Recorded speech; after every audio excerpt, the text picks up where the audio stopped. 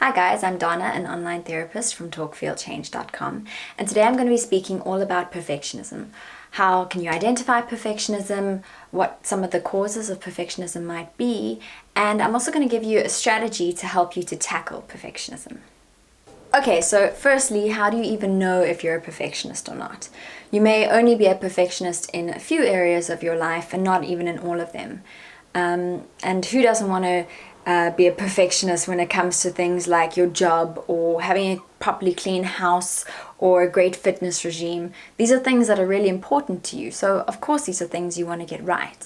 There's actually a very big difference between perfectionism and a healthy striving for excellence. Brene Brown, a research professor, explains that striving for excellence is internally focused. I want to do this so that I can be the best that I can be. Whereas perfectionism is outwardly focused. I want to do this because I'm afraid of what others might think. It's based on reactions from what other people might think. Although they may not be aware of it, a lot of perfectionists are so afraid of what other people might think of them. And this is why they've had to build up a big shield of perfection that they can hide behind. So when other people look at them, they're not really seeing them, they're seeing this perfect shield. And this helps them to feel safe and maybe it helps them to feel like they fit in. And deep down, a lot of perfectionists are really afraid that one day this shield is going to break and then people are going to be able to see you for who you really are. And they're going to see you for all your flaws and all of your imperfections, and you're no longer going to fit in and you're not going to be good enough. I want to offer the idea that chasing perfection is futile because you don't have to be perfect to be good enough. And in fact, you can't ask more of yourself than being good enough. And the golden nugget of truth that all perfectionists really need to hear is that you don't need to be perfect to be lovable. Our culture is constantly telling us that we're not enough, not perfect enough, not extraordinary enough. Brene Brown said, "In this world, an ordinary life has somehow become synonymous with a meaningless life. So often we are missing what is truly important because we're on the quest for extraordinary." And that's so true. Start by thinking of an animal that you love. Is it because they are perfect that you love them? Or is it something unique and maybe even a bit quirky that makes you really love them? Nobody ever says that they love their dog simply because it listens to everything that they tell it to do. You could get a robot for that. I know I love my dog because he would get such cheeky little expressions when he was being bad, and he would always come and sit on my feet in winter and keep my feet warm. And it's the same with people. We don't just love them because they're perfect.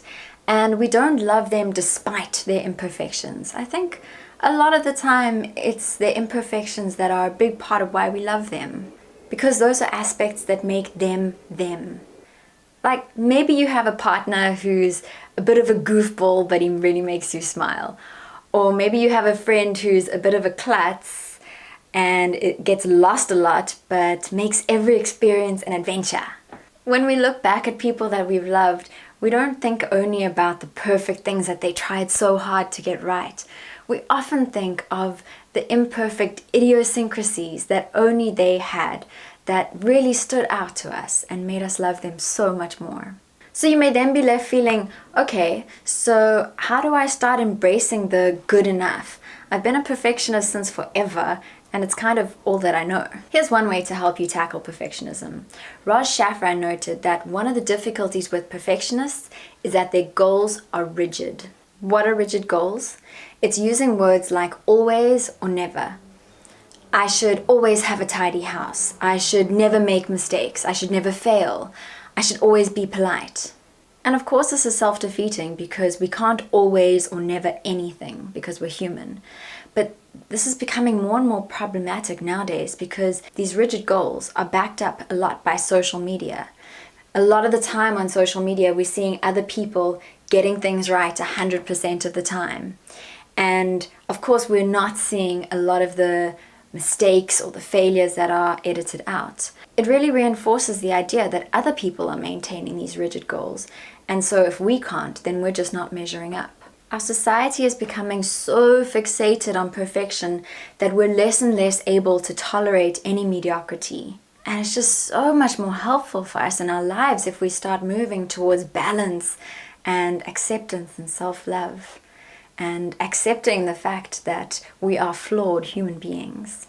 And a good way to do this is to start creating more flexible goals. So, for example, I should usually X, but it's okay if I sometimes Y. So I should usually be social, but it's okay if I sometimes have to retreat to my own space. I should usually exercise during the week, but it's okay if I sometimes need a lazy day. It's really helpful if you try this out in your own life. And the first step is to identify some of the rigid goals that you might have. And this might be more difficult than you first think, because a lot of these goals are actually really informed and held up by society. For example, I must always be generous, or I must never be vain. I should always put people's needs above my own. I should always look presentable. While these are good things to strive for, it's the always part that creates a problem, because it doesn't recognize our humanity. Once you've identified some of the rigid goals in your life, actively change them to become more flexible. And when you find yourself striving for the more rigid goal, you might want to remind yourself about your new, revised, more flexible goal. So, for example, how about I should usually be generous, but it's also okay to set limits. Or I should usually put other people's needs above my own, but sometimes I really need to put myself first and make sure that I'm okay. I should usually be polite, but sometimes it's okay to be a little bit rude if it's to set an important boundary. And I should never be vain, but sometimes it's okay to say that I feel beautiful or that I like the way that I look. So next time you find yourself trying to achieve a very rigid goal, see if you could maybe reevaluate it and see if you can make a more flexible goal. That's all for today. I hope that you guys found this video helpful, and if you are interested in more psychology videos like this, then please do subscribe to my YouTube channel. And if you think that you and I could work well therapeutically together, or if you think that you have a friend who might work well with me, then please direct them to my website, talkfeelchange.com, where I have a lot of information about online therapy and a lot of other vlogs, and you can contact me and book a session. Alright, cheers for now.